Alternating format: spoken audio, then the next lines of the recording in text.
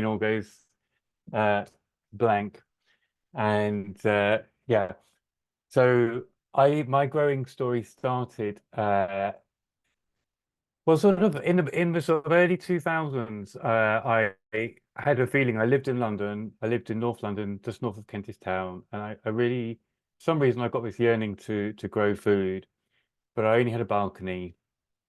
I didn't have a garden, and I tried to get an allotment in Camden, and I waited for about 7 years actually, and then I contacted them, and I found out I was going to have to wait another like 20 or 30 years before I got to the top of the list. I was going to be really old by the time I got one. And so I just thought, well, I'll just try growing food on my balcony just as an experiment. And it was sort of early days before the internet really was very big. So there weren't like many images around people growing food on balconies and stuff. And so I had no idea what to expect. And I was really surprised when actually we found out that we could pick quite a lot of food. And then as well as that, I found that, we could start recycling all our waste food. And I started, all our neighbors, all the other people in the street started stopped and talking to me. And I got to know people in my street who I'd never met before. And yeah, we started eating a lot better. So all these sort of things started happening. And I just thought, wow, this is amazing. And no one's really sort of doing much about this. There are all these people who want, because there was a time when loads of people wanted to grow food and you just couldn't get allotments in London. So that was when the idea came to me, oh, why don't I start something up that sort of tries to show people what is possible in a small space, and how to grow, because it's not difficult, but there are sort of things it's easy pitfalls and things like that to make. I mean, like all growing, although it's not difficult on one level, on another level, you never ever stop learning. There's always more to learn. But there are some simple steps to take. And if you take those, your chances of success can increase like really dramatically.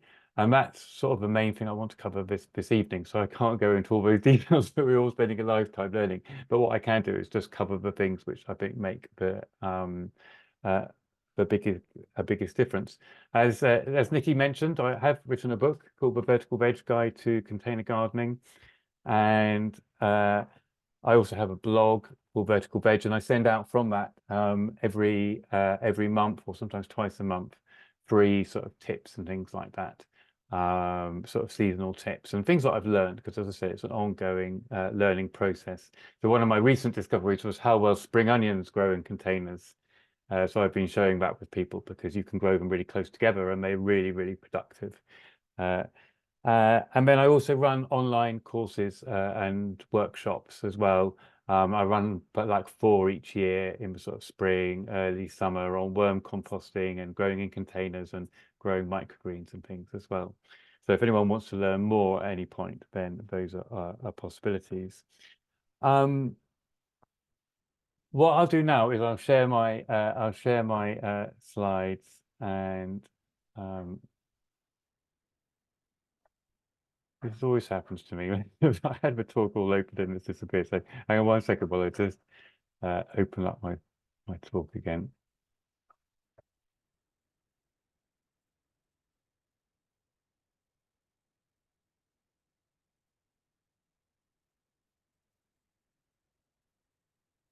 That should hopefully work now. There we are. Right.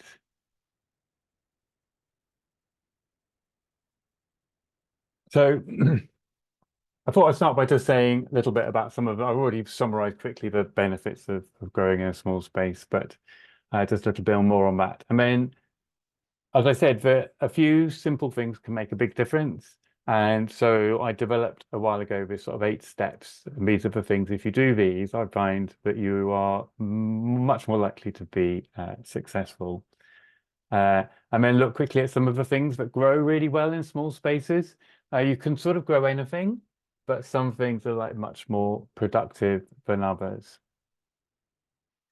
So is it worth growing? This was my balcony in London. I think it was about 8 foot this way and by 6 foot northwest facing. So not an amazing space, but I filled it with plants and pots.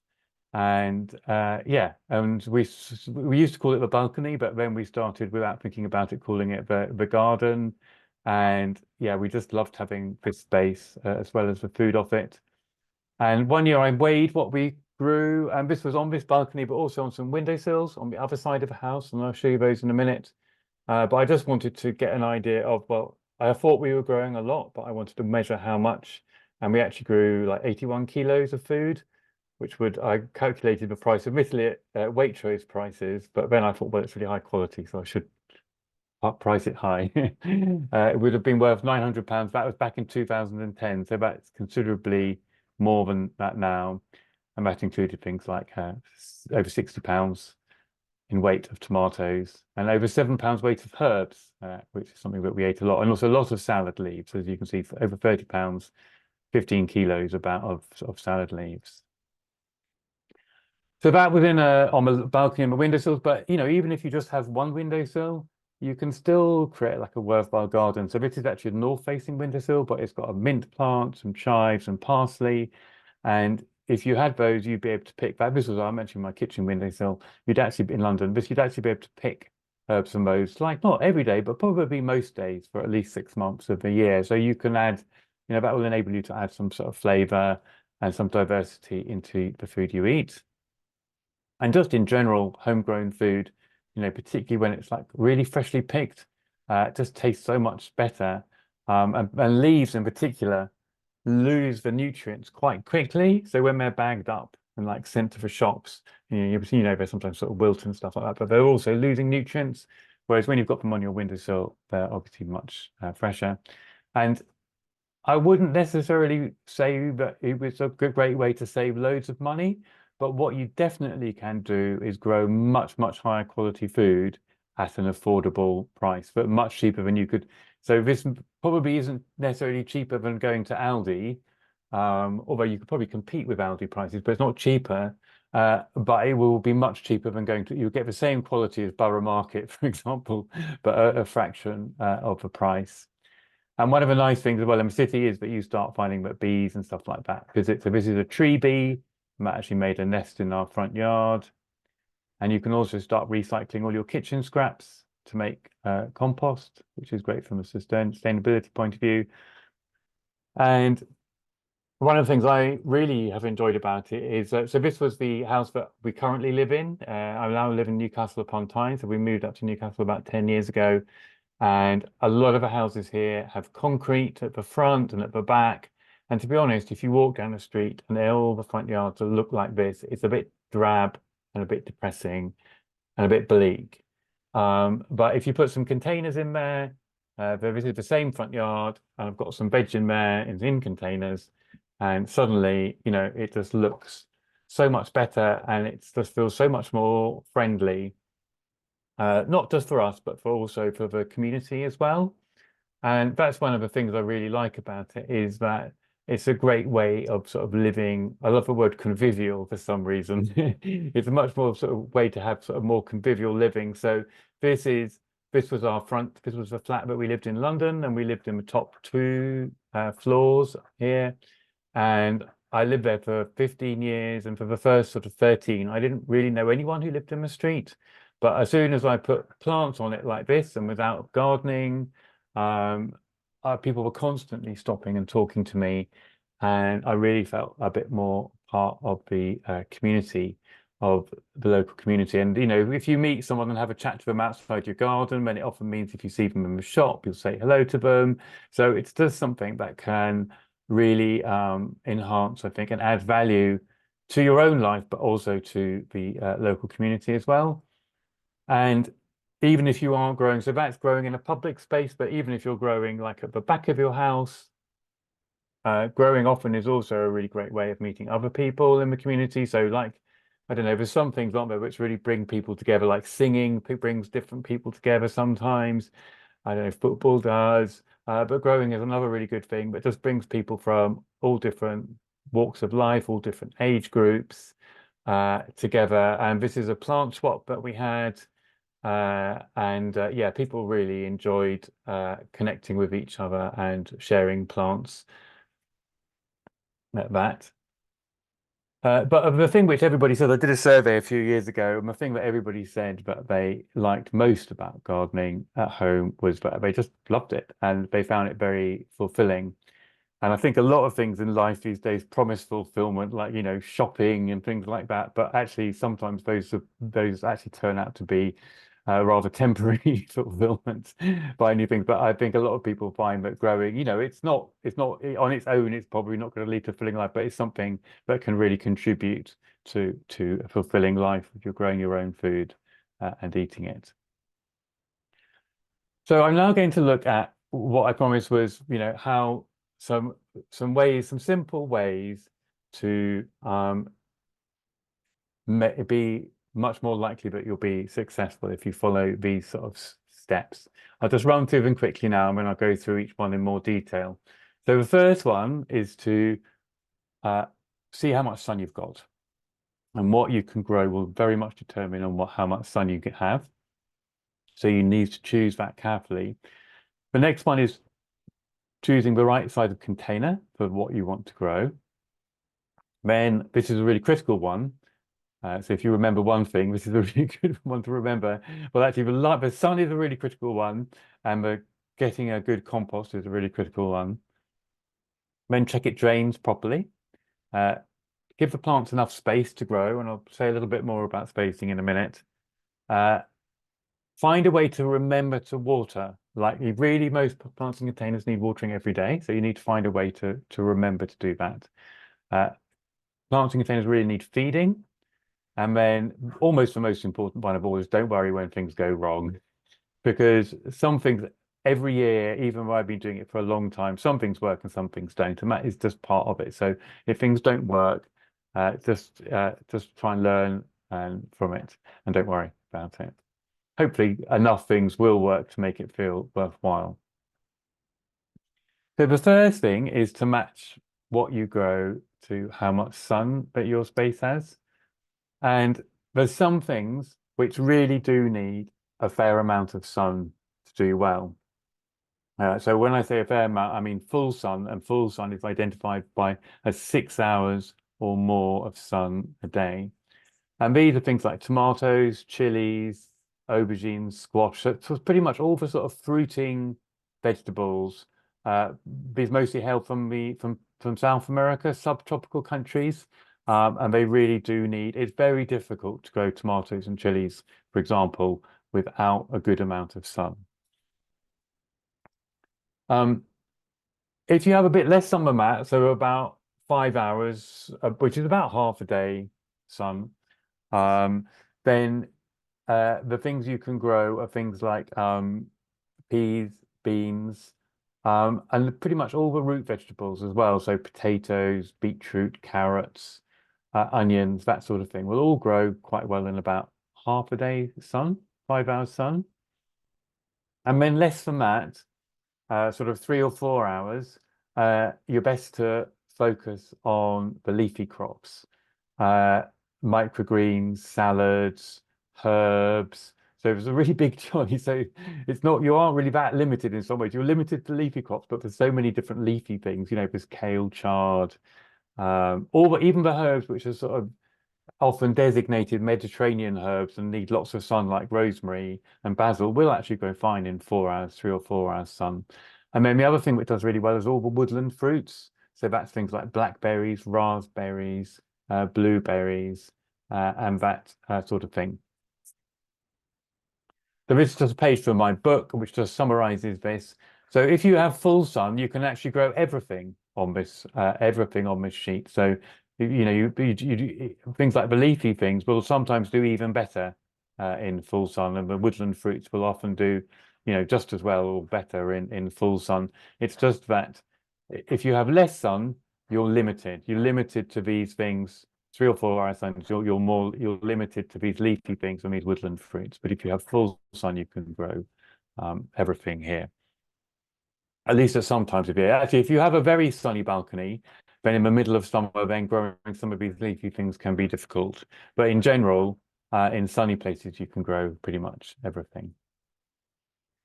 This is a picture again of my balcony, and I've just shown you this because sometimes even in a very small space. The amount of sun can vary quite considerably in one part or another.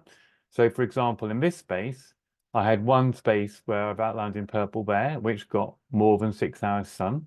So there I could grow those fruiting things I was telling you about. So I've got a courgette there and a tomato. Um, in the middle bit, it got about 5 hours sun. So there I could grow runner beans. Beans and peas, you may remember, do well in 5 hours sun. And then at the back, they only got about 3 hours sun. So it's north facing, so that back wall only gets sun when the sun comes around sort of midday sort of thing. But I could grow salads there.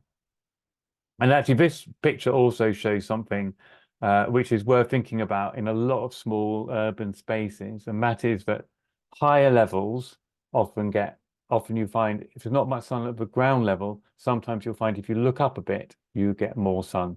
They don't have to be as high as this. This was built with to keep them out of the way. But sometimes even just like, waist height or a little bit higher than that, if it's possible to put a shelf or build a simple ladder or something like that, a ladder on blocks or something like that, then often a little bit higher up, there's more sun. The next thing is to use a good quality potting mix or compost. And that really does make a really big difference. And I've been told in one of the courses I've done recently is that I've said this, but afterwards people have said you should emphasize this more. So I'm emphasizing it more. It really does. It really can make a lot of difference. This is a test that Which magazine do every year, and this each year they test lots of different compost, and they grow the same plants in it, and then they show which compost did the best and which one did the worst.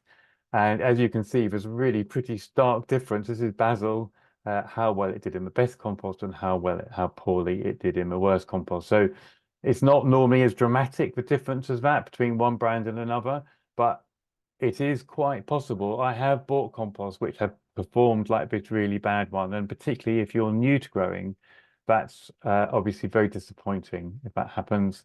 This is a more normal circumstance. This on the right is a tomato in a sort of good quality compost, and on the left is one in budget quality compost from Aldi, I think, or one of those. It may have been Lidl or Aldi. That doesn't mean to say that Lidl and Aldi compost is always bad. It can be good. It's just that the cheaper composts are much more inconsistent. And so if your budget allows, it's really worth getting a slightly better one. But if you're on a budget, then try the Aldi ones because they can be okay. It's just worth being aware though that the compost you use does make a big difference to how well things grow. Step number 3 is that the bigger the pot that you use, in general, the bigger the plant will grow. So when you buy these supermarket herbs, like this is a mint, the reason why when you bring them home, they don't live very long, or usually, is that the pot is too small and the plant uses up all the nutrients in it. And also they develop, as they get bigger, it's quite hard for the plant to get all the water it needs from a small pot. They can dry out. You might have noticed if you have like basil or something on a windowsill, it can dry out very quickly. And that's because the pot's too small to hold enough water to sustain it during the day. The other thing about growing in larger pots is pots are just generally easier to look after. So this example here, this is a mint plant. They're both supermarket mint plants, but the one in the left has been moved into a bigger pot. And as you can see, it's really grown into a strong, healthy plant.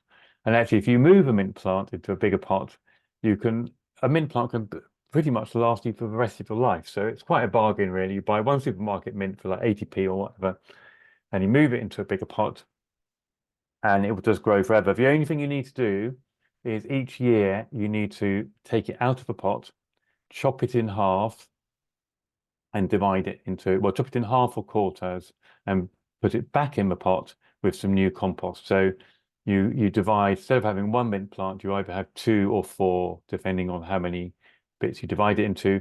So you can then keep all those extra mint plants if you like mint, or you've got ones you can give away. And it's quite a nice present to give away, things like herb plants. This is tomatoes, so fruiting crops, particularly the larger fruiting crops like tomatoes or squash. They really do need big pots to grow well in. So this is me, I'm growing, these are probably about 50 litres, these containers, and I grow 2 tomatoes in each one. The next thing I'm going to talk about is spacing. How much space do you give plants? And as you can see, these ones in the picture here are growing very, very close together. Um, and that's because they're being grown as microgreens. So I'm just picking these as very, very small plants. So if you want to grow a plant into a large, strong plant, it needs to have space. A large, strong plant that lives for a long time. The more space you give it, the bigger it will grow and the longer it will last. And you can grow like leafy vegetables and things like that quite close together in containers. But if you don't thin them out, so if you don't pick some of them out as they grow, the ones close together will quickly run out of energy and will start to not taste very nice and not do very well. So these ones that you can see in the picture here, I basically need to pick these very soon, or else they will start to not taste very nice. Tomatoes and other like fruiting crops and things like that, they need lots of space. You can't grow them close like I've just shown you. They need plenty of space. So generally with those, you just put one plant in each pot, most fruiting things. The next step is to check that the container can drain, the water can drain out. It's very important that plants have air in their roots. And really, the main thing with it is quite a simple step, really. You just need to make sure that there are holes, good drainage holes in the bottom, and also that the water can flow freely out of them. Sometimes it can get blocked up, or sometimes if the container's sitting on a flat surface, the flat surface is actually blocking the holes. So sometimes you need to stand the pot on little feet. This isn't normally necessary, particularly if you buy pots now, they tend to have little, like actually this one I've got in the picture has actually got little indentations, which mean that the holes are raised slightly above flat level, so they aren't blocked off. But just checking that the pot can drain well is important. And now we move on to the topic of watering. And there's 3 reasons really why watering is important in containers. And the first one, I think, is quite widely, most people realize this, that plants need water to stay healthy. And if they don't have enough water, they start to wilt and basically not look very happy. However, yeah, and it's also actually also really affects plant health in terms of like often if plants don't get enough water, they get stressed. And when they get stressed, just in the same way as when we get stressed, they get much more prone to getting pests and diseases. So quite often, people contact me and say, "Oh, I've got a terrible problem with pests on my balcony." And the assumption is often, oh, there's just loads of pests in my area and I'm really sort of unlucky. But actually, quite often when we look into it and talk about it more, it may be that they've been away for a few days and their plants haven't been watered. And if the plants aren't watered, even if they then come round and recover when you water them again, if they get really stressed, then they can be much more prone to attack from things like aphids and that sort of thing. So it's very important for plant health. The second thing, just a quick sip of water. The second thing it actually makes a difference to is flavour. And I've noticed this quite a lot when I give people workshops. I give people microgreens to grow, things like pea shoots, and people take them home and they grow them. And the pea shoots have grown and they're proper full size and they taste really delicious. And then the people who've grown them go away for a long weekend, and the pea shoots aren't watered, and they come back and they taste them and they've gone all tough and they've gone all bitter. And that's really quite a common situation. I mean, can happen anyway in the hot heat of the summer and things like that. Plants can just become tough and bitter, but it happens much more quickly if plants aren't watered. So it's just another reason really to remember that it's important that plants get enough water. And the third reason why it's important is that the compost is quite strange. Potting mix compost are quite strange in that when they're quite damp, they are very, very good at absorbing water. They're like a sponge, they suck water in. But when they start to dry out, they change from being a sponge to being like a raincoat. They the actual sort of particles repel water. So instead of soaking in when you water it, the water just all runs around the side and out of the holes in the bottom of the container. And you might have noticed this sometimes. You know, you water a plant and you think it's really thirsty, but then the water comes out straight away out of the bottom of the holes, and you sort of wonder what's going on. I mean, the reason is that the compost is not absorbing the water anymore. And then it becomes very difficult to actually water the plant because, you know, you put the water in and it just gets repelled by by the compost. So you have to go and sit the pot in water or just keep adding the water on a regular basis. You know, you give it one quick water and then a few minutes later you give it another quick, keep adding it, and then slowly you can rehydrate it. But obviously the best thing is to not let it dry out in the first place. And the secret to all this really is um, in general, most plants in containers, particularly in warm weather, need watering pretty much every day. So the easiest way to remember to do that is to have some sort of routine. And it doesn't really matter. I mean, some books will say, oh, you should water at this time of day or that time of day. And yes, if you did have a choice, probably first thing in the morning is a really good time. But actually, it's whenever it suits you, whenever is the best time for you to water is the time to do it. And if you just have like, so I often do it in the morning after breakfast, it's the first thing I do. And I really like it as a way to start the day. It sort of just settles my mind before sitting down at a computer.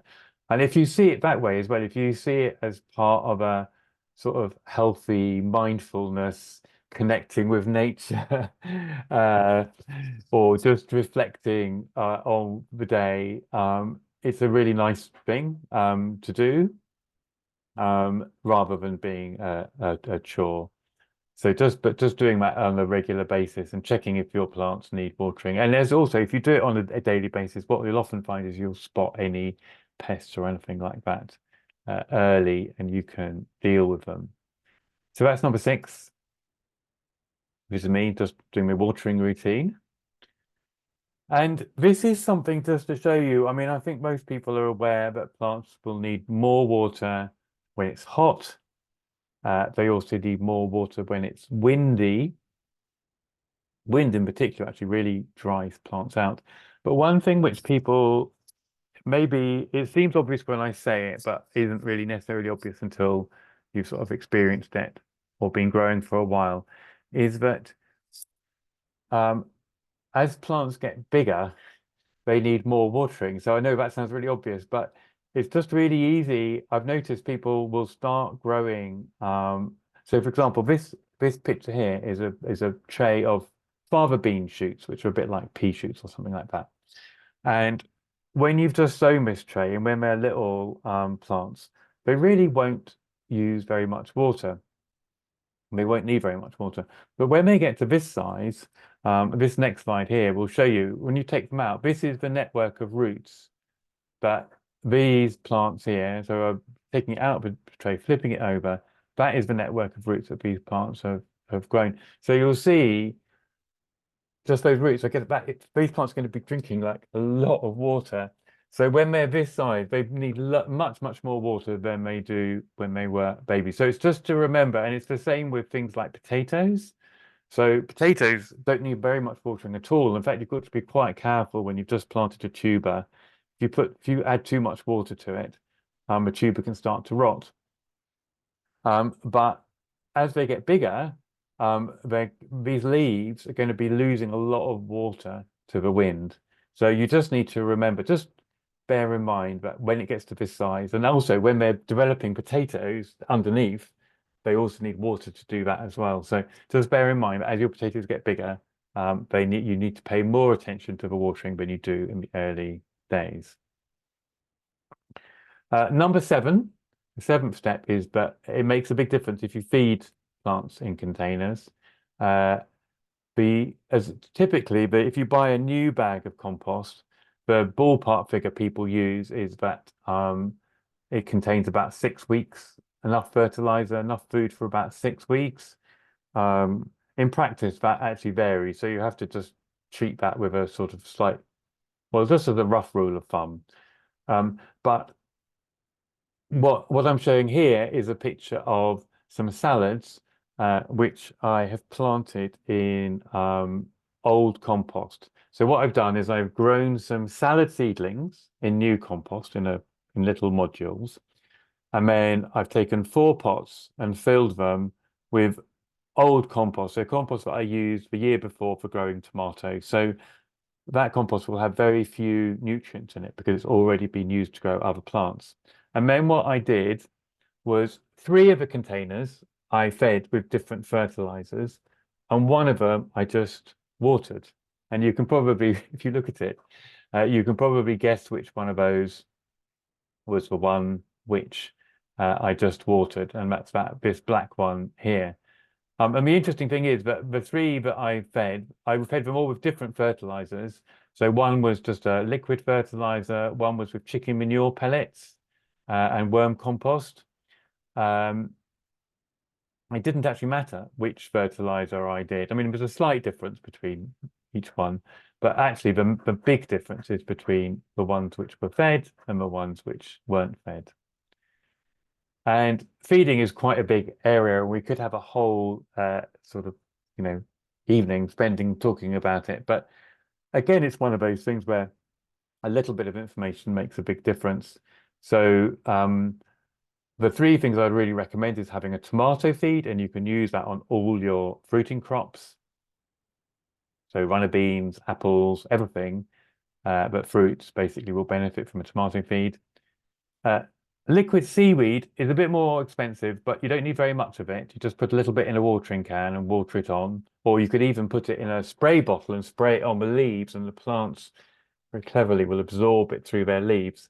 And this is a bit like liquid seaweed is a bit like vitamins for plants, and it helps you to grow stronger and healthier plants.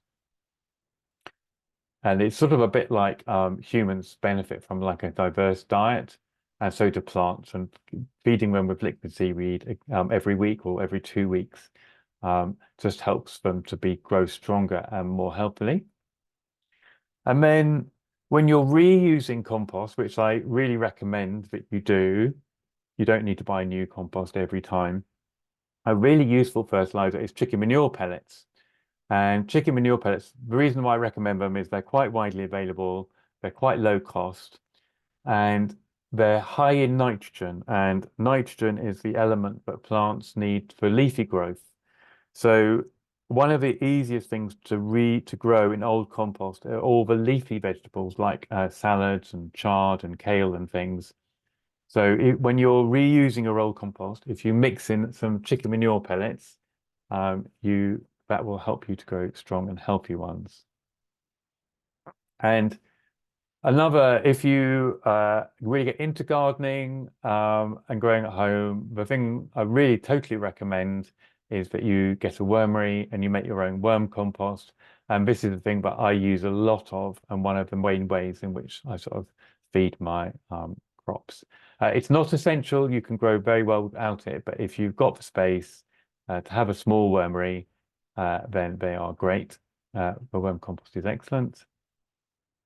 And the 8th step is just to keep learning and not worrying when things don't work out, because as I said at the start, some things always don't work out.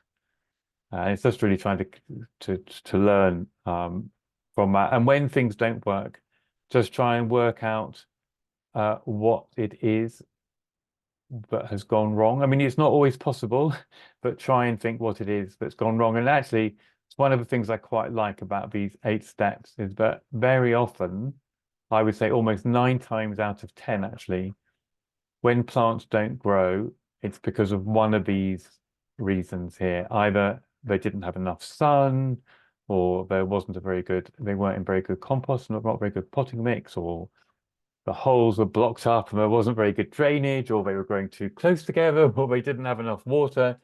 So this just is a really useful checklist to think through, could it be, which one of these reasons could it be? I mean, maybe more than one of those reasons. Could it be that things didn't grow?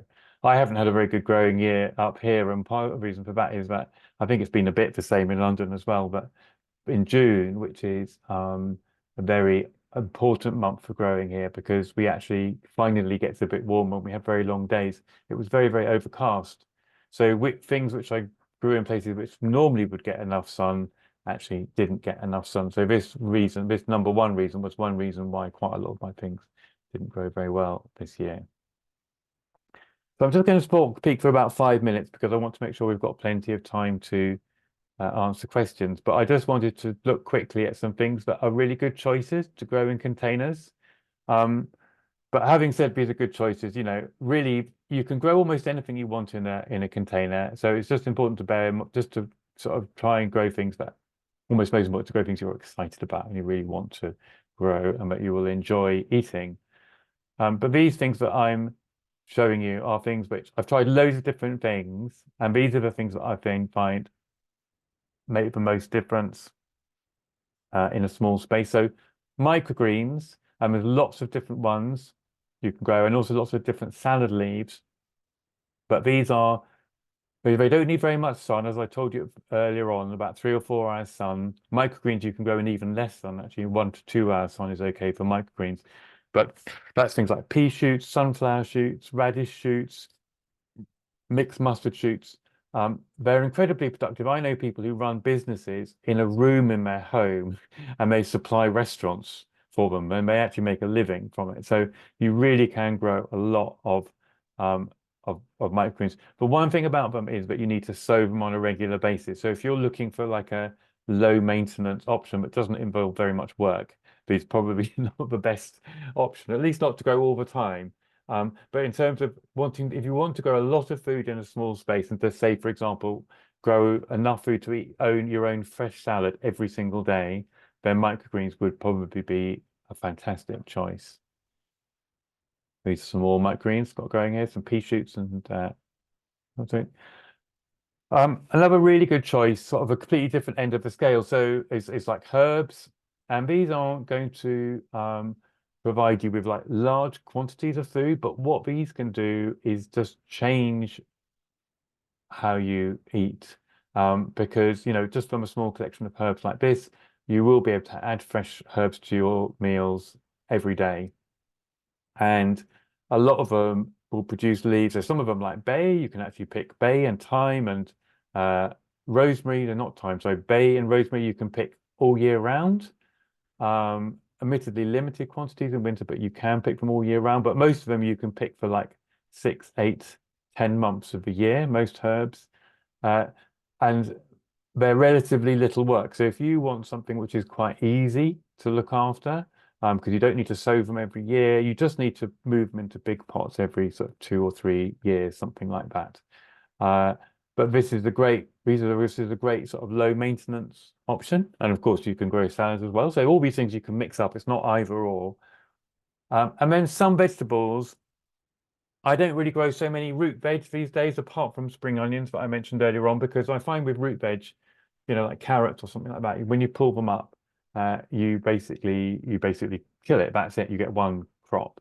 Whereas things like chilies and tomatoes, you can pick them over several weeks or even months sometimes. And things like chilies, you don't need very many of them. Like one chili can change, one heritage chili with an amazing flavor. So you choose something like Alberto Locota, for example.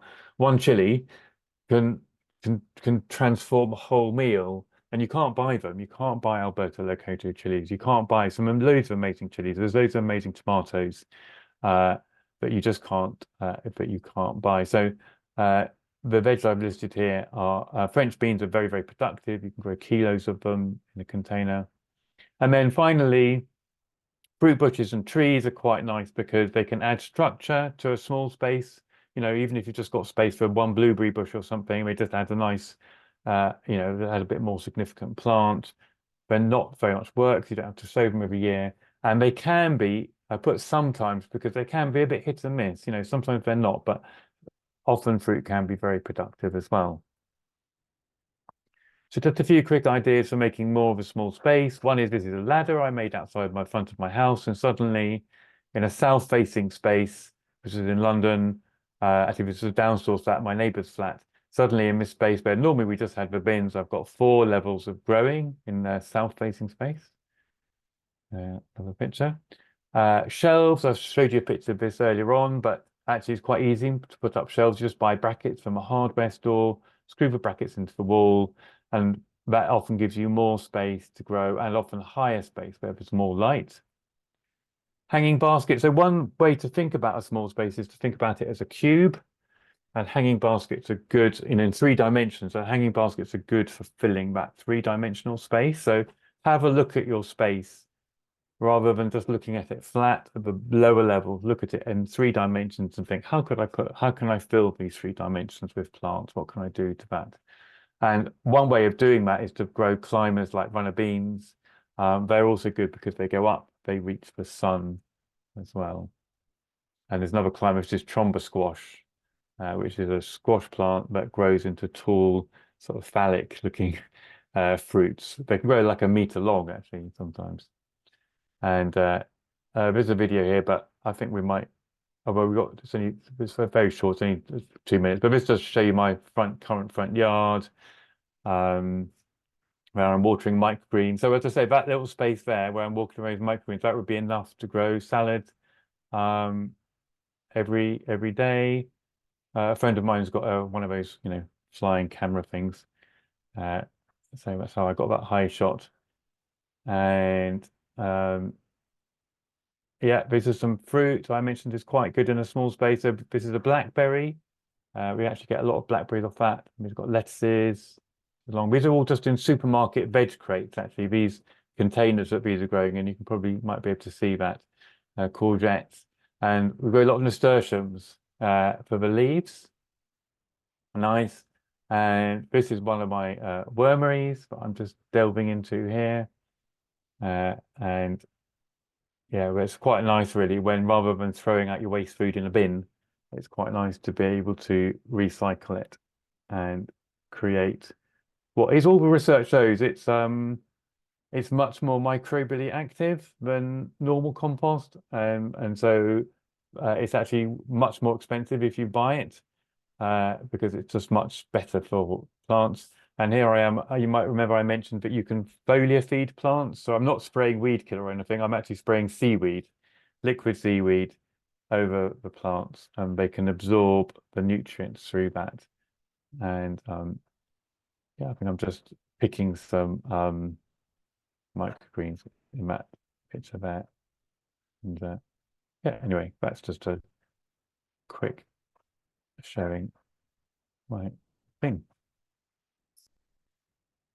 So just leaving trying to leave some time for really any question, anything I've covered that wasn't clear or that you'd like more information about, or any other aspect of growing edible plants in containers, then please do ask me. I don't know, Nikki, how you want to do it, whether you want people to ask them in the chat or whether you want people to unmute themselves or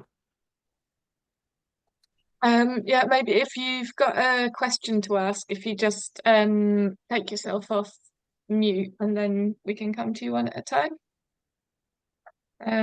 So I think Karen, did you want to ask something? Yes, I did. How do you envisage growing more literally just up ropes or just literally vertically rather than in pots? And what do you do when you're not there to water? great questions. Um, Is there anything in particular that you're thinking of growing vertically, Karen? Well, I've already got some beans and a grapevine, but anything that could go up a fence. I've got quite a large garden. The fencing isn't completely covered.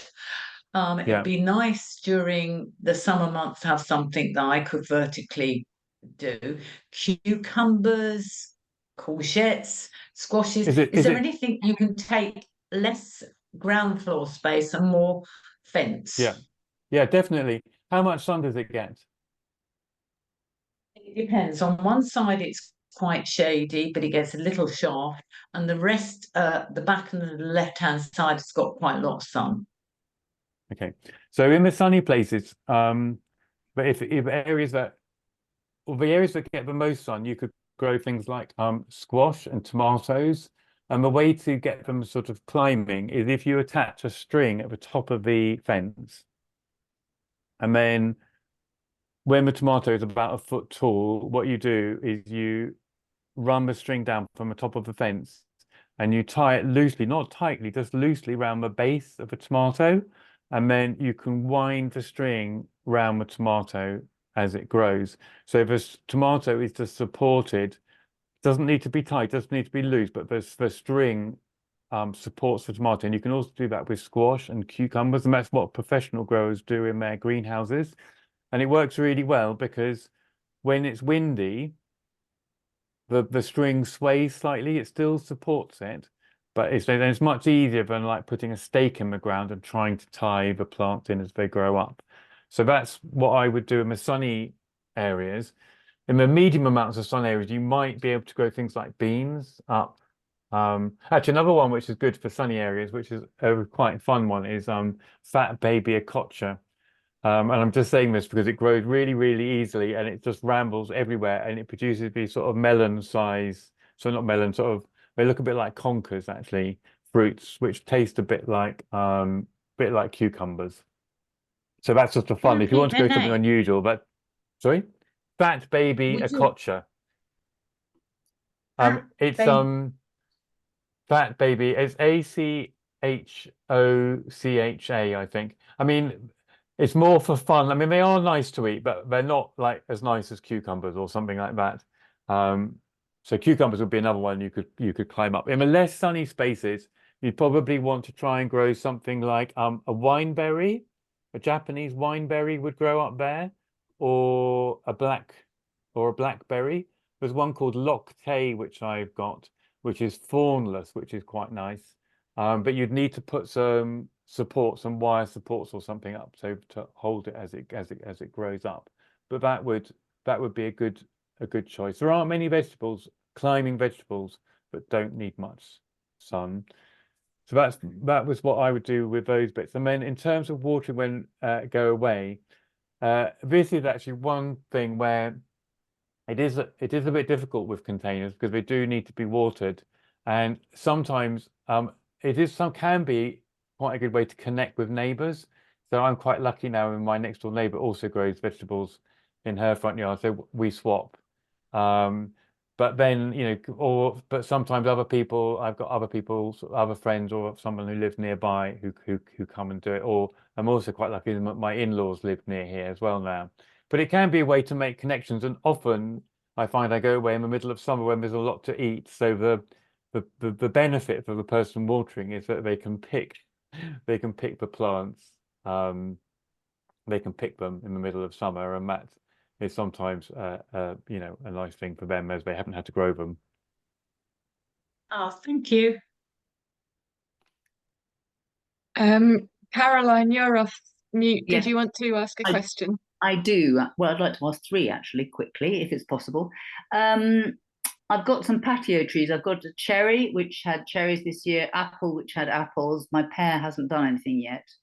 Blueberries, one does quite well, the others don't do a lot. How often should I feed those? That's one question, and what with? Second question would be, have you got a favourite bush tomato for taste? Because I've grown them pretty regularly over the years, and this year's were they look great and they taste disgusting. Oh dear. So I just really would like, you know, I know there's tumbling tom and all the usual ones, but have you got a favorite that I can try and source for next year? And the other thing, is it true that slugs and snails don't like the taste of seaweed if you spray the plants? Because I have a terrible problem with slugs and snails. I've now put in some traps for them because they just, Right. I love Alstroemeras and they love my favorite ones, which are the white ones, which are the weakest of them. Oh. And they just shred them. I mean, it drives me crazy. I've spent a fortune trying to make them. Oh dear. Oh dear. That's it. Well, to answer the third question first, I haven't heard that slugs don't like seaweed. Okay. I think really the only thing I found that works with the thing about small spaces is that, you know, all the books and things like that say it's all about having a balanced ecosystem, and you know, ground beetles will eat them, and so the regenerative farming, you know, ideas, which obviously it's great that you're all working with on this project, and which, you know, I fully support. But the thing about when you're in a small urban area, it's actually really difficult to get that ecosystem. Yeah. So you sort of have to be the predator. You have to go out at night and pick them off. Okay. And once you get the population, I mean, you don't need to remove them all, and you're not looking to remove them all. You're just looking to get from a point of it being, you're not being possible to grow.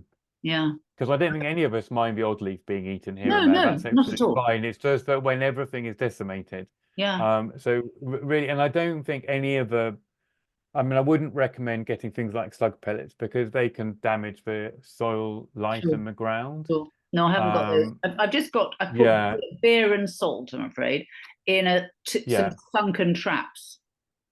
That's right. Well, I mean, the traps can work. The only thing about them is just check you aren't catching anything that you don't want to catch, because I think sometimes sort of beetles and things can fall in. But the beer traps can work, and actually I think that you can use like yeast and sugar, and that really brings them in droves. The question about the fruit, I would probably feed them with a tomato feed. And when they're like growing in full, when they're sort of from when the time when they blossom to when they fruit, probably, I mean, there's no hard and fast rules, but probably once a week with a sort of mild, maybe not full strength as tomatoes. And I would also, if you've got access to like fresh compost or something, I would also mulch them with fresh compost every year. The thing about fruit trees is that I have found the difficult thing about them is that I find it's they can be quite hit or miss, and I think there's lots and lots of variables. And without growing loads of them, I can't really tell you exactly what they are. But I've grown things like blueberries, and I've had some blueberries which have just been incredible. I've had loads and loads of them, and I've had other blueberries that haven't produced hardly a blueberry. Well, I've got a cherry which I've had for 4 years, and I've had 4 cherries off it. And then I've got an apple tree that gives me 100 apples in a pot every year, so it's absolutely fantastic. In terms of tomatoes, I tend to grow mostly vining tomatoes now, just because they fit better in my space, and things like black cherry and sun gold. There's so many fantastic tasting ones. I think the bush ones are a bit more tricky. There was one from real seeds that I grew, but I think they stopped doing it. But I did like, and I tried one this year, which was the one which is the Eden Project one. It's actually just called, it's got some silly name, just like dwarf tomato or cherry tomato. And I had a similar experience to you. I don't think it's, I don't particularly rate the taste of it. So I'm afraid I can't recommend. I can recommend lots of good vining tomatoes. I mean, even Gardener's Delight is delicious, I think. You know, it's good if you get a good one. But I haven't had a good. Have you tried Red Alert actually? No. That's quite nice. It's a very early one. That's a bush tomato, is it? Yeah, it's a bush tomato. Yeah, try Red Alert. Okay. Suddenly remember one I have liked. Fantastic, because I have had them in the past that I liked, but this one is really, it is inedible. It's woolly, tasteless, looks great, plentiful, it's great, awful. Awful tomato. Yeah, I think they are developed generally. The bush ones are often developed for, I think they are developed generally. The bush ones are often developed for, home gardeners, so we don't have the same, you know, I think most serious growers, you know, people who grow tomatoes in, Yeah. you know, commercially and things like Yeah. that tend They to go wouldn't go bush. the Yeah. grinding Yeah. ones, so they don't Yeah. put as much Yeah. effort into the bush ones. Yeah. Okay, thank you. That's great. Okay. No one else has taken themselves off mute, so I don't think there are any more questions, and we're just almost exactly at the hour as well. Great. So I just want to say thank you so much, Mark. That was really, really interesting talk, and it's great to see all those amazing photos of your garden as well. And thanks to everyone for coming. We do have, just to mention, one more talk on fungi in our summer series coming up towards the end of the month. And also we have a lot of free training sessions running at the Growing Project on lots of different aspects of growing. So if you go onto Eventbrite, search for Barnes Common, you'll be able to see all of those. So thanks everyone for coming, and thanks very much, Mark. That was great. Thank you. Brilliant. Thank you for inviting me. Nice to Thank meet you. everyone. Thank you. Bye. Bye-bye. Bye. Bye. Bye. Bye.